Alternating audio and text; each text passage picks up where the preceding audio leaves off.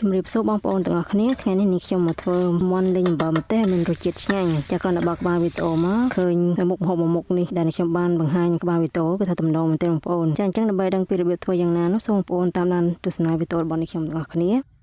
ដំបូងនេះខ្ញុំយកស្លាបមាន់ហ្នឹងមកកាប់ជាដុំតូចៗល្មមជាមុនសិនហើយសាច់មាន់នេះខ្ញុំយកផ្នែកស្លាបហ្នឹងចំនួន3ស្លាបហើយមានទម្ងន់ចំនួនកន្លះគីឡូបងប្អូនអាចយកជាមាន់បីសាសឬក៏មាន់ស្រែក៏បានដែរតោះទៀតនេះខ្ញុំយកខ្ទឹមសខ្ទឹមក្រហមហើយនិងម្ទេសយកមកបុកជាមុនសិនហើយម្ទេសនេះខ្ញុំបានលាយម្ទេសម៉ាឡេដែរបងប្អូនដោយសារម្ទេសម៉ាឡេវាអត់មានរសជាតិហឹរទេហើយវាធ្វើឲ្យពណ៌នៃឆាមួយមុខនេះគឺវាមានពណ៌ស្អាតណាតើវាបុកម្ទេសខ្ទឹមនឹងវាបានបែកប៉ុណ្ណឹងហើយនេះខ្ញុំបន្ថែមអំបិលកន្លះស្លាបព្រាកាហ្វេប៊ីចេងកន្លះស្លាបព្រាកាហ្វេហើយស្ករសនោះ1ស្លាបព្រាបាយរួចបុកច្របល់ឲ្យវារលាយសព្វចូលគ្នាសិនមកចាំបន្ទាប់ពីអំបិលម្ទេសនឹងវាបានម៉ត់ប៉ុណ្ណឹងហើយនេះខ្ញុំដួសទឹកម្លាយសិន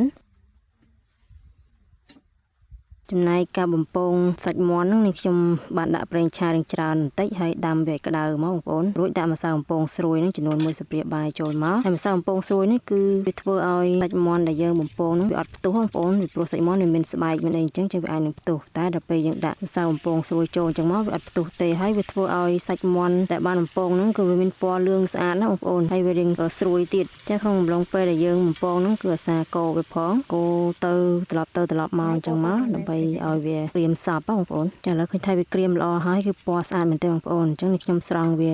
ទុកម្លាយសិនតាមទៀតនេះខ្ញុំបានចាក់ប្រេងឆាដែលបានបំពងហ្នឹងចេញហើយទុកវាបន្តិចទៅរួចចាក់អំបិលម្ទេសដែលនេះខ្ញុំបានបុកទុកមុននឹងចូលឆាឲ្យឈ្ងុយសិន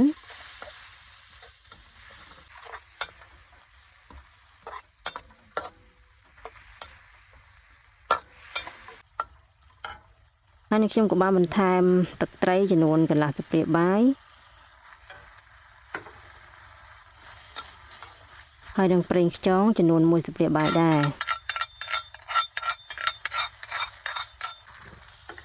រួចឆាត្រឡប់មកមួយស្ទុះទៅនេះខ្ញុំបន្ថែមទឹកបន្តិចទៅរួចឆាវាមួយស្ទុះមើលតែឃើញពណ៌ម្ទេសនឹងវាឡើងពណ៌ស្អាតអញ្ចឹងនេះខ្ញុំចាក់សាច់មាន់ចូលតែម្ដង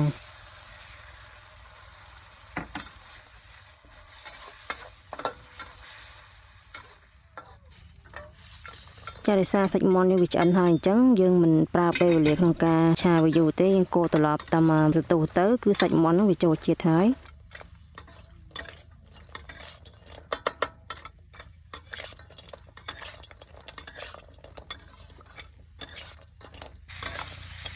ហើយតំណងណាបងប្អូនតែប៉ុណ្ណឹងមកគឺរួចរាល់ហើយបងប្អូនចឹងបងប្អូនអាចសាកល្បងធ្វើហូបបានណាបងប្អូនមុខមុខនេះចាអញ្ចឹងវីដេអូរបស់នេះខ្ញុំក៏សូមបញ្ចប់ត្រឹមហ្នឹងដើម្បីទទួលបានវីដេអូថ្មីសូមបងប្អូនចុច follow page និង subscribe YouTube channel របស់នេះខ្ញុំម្នាក់មួយផងចាសូមអរគុណសូមជម្រាបលា